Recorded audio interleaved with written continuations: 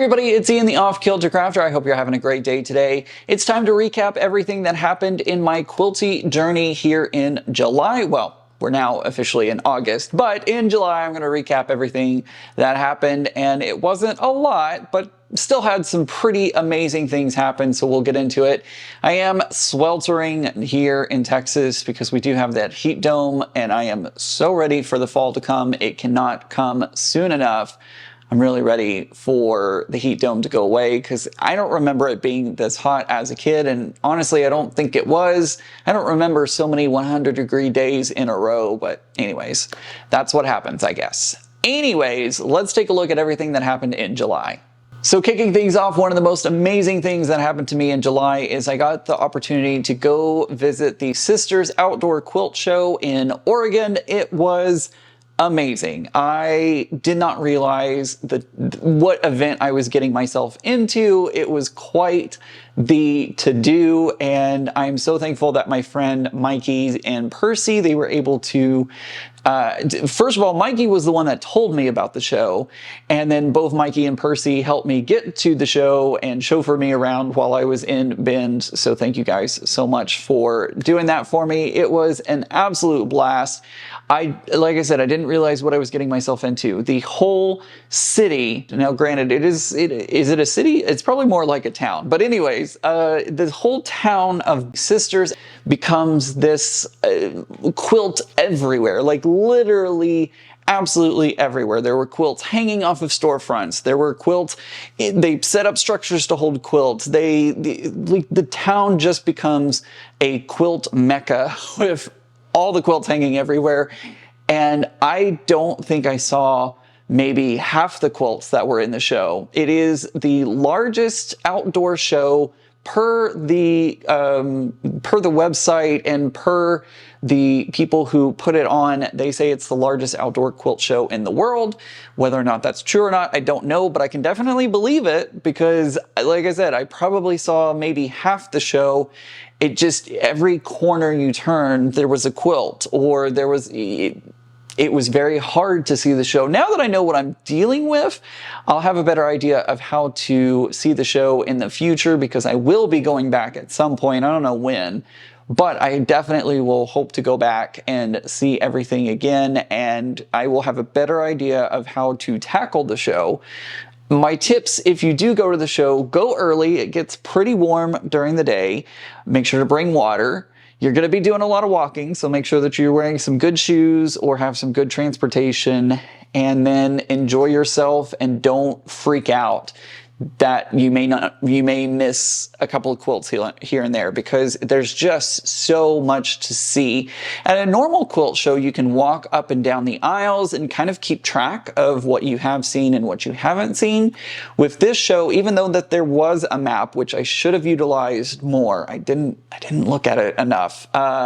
Even though there is a map, I don't know what I missed. I know that I missed the Quilt Con. Some of my acquaintances on social media had their quilts displayed, and I didn't get to see them in person, which I'm a little bummed about, but it was still an amazing experience and so much fun. And of course, my quilt that you see behind me was in the show as well. It got hung in what I would like to say is a pretty prominent spot, which I was very pleased with. So I saw lots of people taking pictures of it, lots of people looking at it. I talked to a few people as they were passing by and admiring it, and got to talk to them about my quilt and all sorts of different things. I, of course, sent a picture to my quilter as well and said, look where we are and look how amazing our quilt, because it's definitely a quilt between us. And it was exciting to show it off and show the world her quilting on it as well. But anyways, it was really exciting and a lot of fun, and I'm happy to have it back. It did manage to come back to me, and I'm so glad that I have that air tag in it. It just gives me that little peace of mind. I will be doing a video here, hopefully pretty soon, on the process that I use to put an air tag inside the quilt or behind the quilt label. I will definitely try to get a video out soon about that, so stay tuned for that. But I'm happy to have it back at its home and I'm now getting it ready because it's going to be going to the State Fair of Texas in August. So I'm excited to see if I can maybe get a ribbon for it in that show. But yeah, we'll have to wait and see. That will be the later vlog for August. Anywho, for this vlog, I'm happy to have it back, and I'm so excited that it was able to be displayed at the sister show. And I've already started thinking, like, for future shows, what quilts can I show? Because it's such an amazing show. I can't quite get over and like emphasize like what all it's its own experience. It's like nothing I've ever seen. I'm repeating myself, but I can't help it because I'm just so enamored with the show. I'll put it that way. Anyways, so that was the Sisters Outdoor Quilt Show, and it was amazing. Now, while I was in Oregon, I was supposed to meet up with my friend Diana. She was supposed to come to the Sisters show as well and see my quilt in person, but unfortunately she wasn't able to make it. I met Diana, I can't even remember how many years ago it was. She is a viewer here on my channel, and that was back while I was doing cards and making greeting cards and paper crafting and using my Cricut and all that kind of stuff. And she stuck with me all the way through, and we have honestly become amazing friends. And I was really bummed that she was not going to be able to make it to see the show. And so with a lot of help from my friend Mikey and Percy, they helped me surprise Diana by showing up on her doorstep. And it was probably one of the best highlights of this trip. The Sisters Outdoor Quilt Show was amazing, and getting to surprise Diana on her doorstep, it was just absolutely amazing. So again, thank you to Mikey and Percy for being so helpful and just being absolutely amazing at making this happen. And the best part was Diana got to meet my friends and they got to meet her. We ended up sitting out on her back porch, which in Texas during the summer is like nearly impossible to do unless you do it at midnight, but we won't get into that.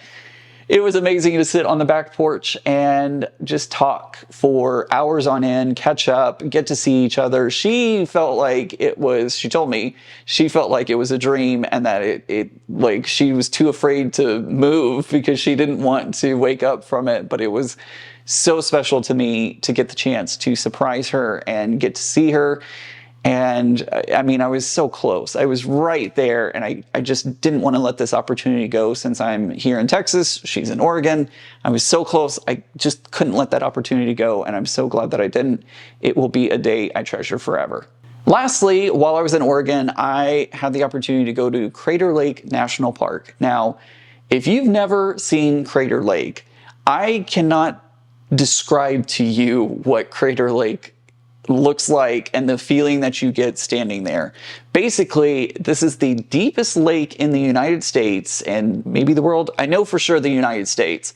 It's almost 2,000 feet deep, and it is in the caldera of a volcano. And yes, that volcano is still active but dormant, so there's no risk of any disasters, at least for the time being. But how freaking cool is it to stand on top of a volcano and look down into the caldera of the volcano and see this amazing blue lake? I have never seen this shade of blue ever in my entire life. I can't impress upon you how amazing it is. My friends, we were going up the mountain or the volcano. We were going up to the top and started working our way around the rim, and we got to one of those lookout points because they have several pull-off look-off points.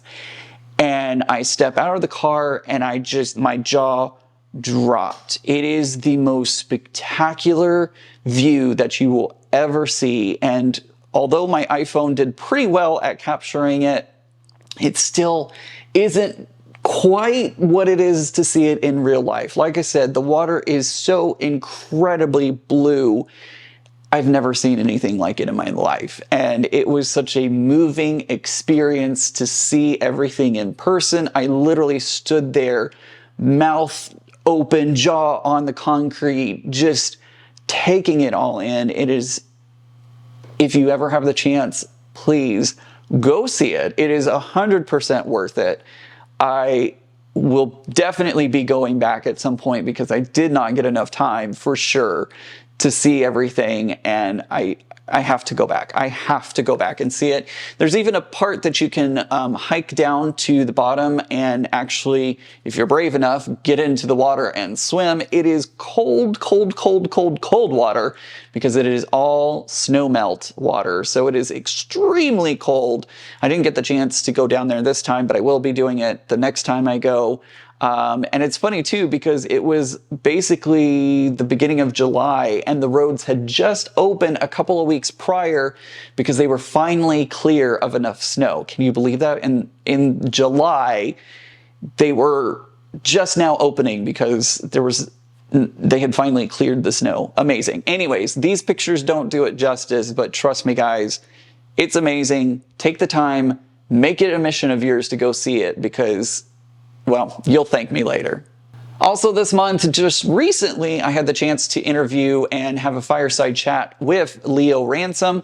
He is an amazing, amazing art quilter, and you definitely want to check out that video because he shows off, I hold, he talks about some of the amazing art that he has created, and it's amazing what he can do with fabric and portraits, and he's just so extremely talented.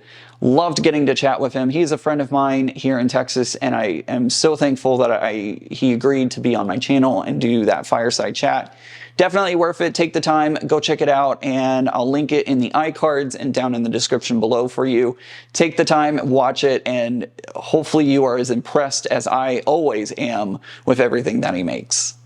This month I have been busy getting my quilts ready for the Plano Quilt Show and the North Texas Quilt Show.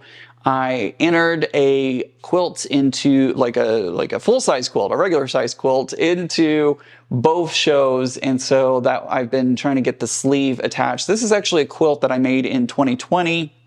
I had to come up with a name for it and figure out all the things. I had to figure out all the things for it. Still need to put a quilt label on it, but I'm very close to being finished and ready to go with that. So I'm excited to get it into the show. I don't think it's gonna get any ribbons. I have washed it. It is not perfect by any stretch of the imagination.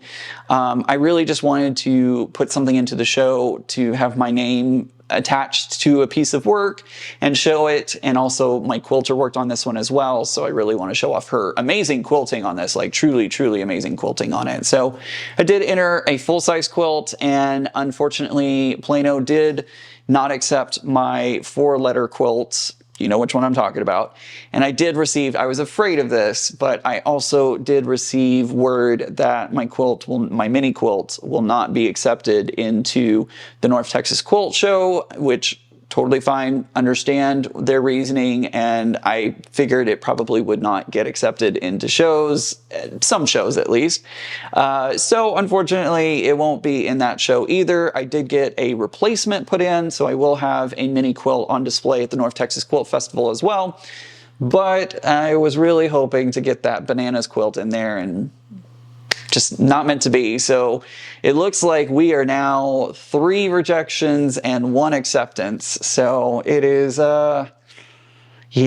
So if you know any of any shows that may be interested in having that quilt, that mini quilt in the show, let me know. I'm looking for other places to display it, but I know that a lot of places are not going to want to, which is fine. Again, it's their prerogative and their rules, and I am willing to abide by those rules, but I would really like to show it off some more. Might try to get it into Quilt Con in the future, but that deadline is a little bit further along this year. So until then, I'm looking for some other shows that it might be able to go into. My quilter let me know that she has finished with my Lineworks quilt. I worked on the Linework quilt on Tiffany's channel. We did the seasonal 4 is what we like to refer to ourselves as, where it was Tiffany, Becca, Teresa, and myself. I'll put a link to that up in the iCards and along with a link down in the description below. I also did a live video where I finished that quilt. You can check out both of those videos in the description. But anyways, I got a text message from my quilter. She says that she's finished quilting it. I need to pick it up from her, and I have a couple other quilts that I need to hand off to her and get those ready for quilting, or get them to her to quilt and then get them back. So I have couple now. Let's see, I have I think like 4 quilts that I need to give to her. I'm a little behind on getting them quilted, but you know, things happen, life happens, and I've been kind of busy this summer. She's been kind of busy this summer. We've been going all over the place, and hopefully at some point we'll be able to reconnect and get started on those quilts. Lastly, I of course worked on the Puzzle Mystery Quilt clues. We had Village Green clue 6, and we just started off on Carnival clue number 1. I am so excited to start yet another Puzzle Mystery Quilt with cotton cuts. They are just such a blast, and I love not knowing what it looks like until the end. Don't forget, guys, if you want to sign up for Carnival, the Puzzle Mystery Quilt, you can still do so. I'll put a link down in the description below. Unfortunately, some of the colorways have sold out.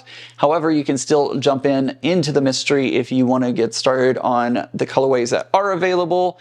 Make sure to go check those out. They will be available for a limited time. Usually once the Puzzle Mystery Quilt starts, you only have a little bit of time to get into it and get going, because soon they have to start turning the website over and getting it ready for the next Puzzle Mystery Quilt. So we're starting the Fall Puzzle Mystery Quilt 2023, and if you want to take part in that, make sure to head over to the website, use the code IANCARNIVAL to get a free small gift with your first clue. And it's going to be a lot of fun. I'm going to be working on the large size in Petting Zoo colorway. So if you're interested in following along with the clues, unfortunately, I don't think Petting Zoo is available anymore. However, remember that the large clues are all the same no matter what colorway you have. So you can follow along with my videos, even if you don't get Petting Zoo. All right, guys, that's everything that I had going on in July. It was a very busy month. My months of travel have come to an end, at least for now. I don't have any trips planned in the near future. I have some later this year, but nothing immediate for the next couple of months. So I get hopefully some time to catch up on projects that I'm working on, like Margot the Boxer. I really need to buckle down and get working on that one. I'll be honest though, it's been a little intimidating to work on that one, because I'm now starting, I have less of the easier blocks and more of the harder blocks, and it takes a long time to put those together. So maybe I just need to put a movie on and just start knocking those blocks out and getting it done, because I'm really ready to see the final product and see how amazing it is. All right, guys, that's going to do it for today's video. I hope you enjoyed it. If you did, make sure to hit that subscribe button down below, click the bell notification icon, and of course, give a thumbs up to this video if you liked it. I know that all the YouTubers ask that, but it does help us get our content out onto YouTube further, and we definitely appreciate you taking the couple of seconds it takes to do that for us. It really helps us out a lot, and I thank you for taking the time to do that. I hope everybody has a great day, and remember, guys, normal's just a setting on the dryer. Bye.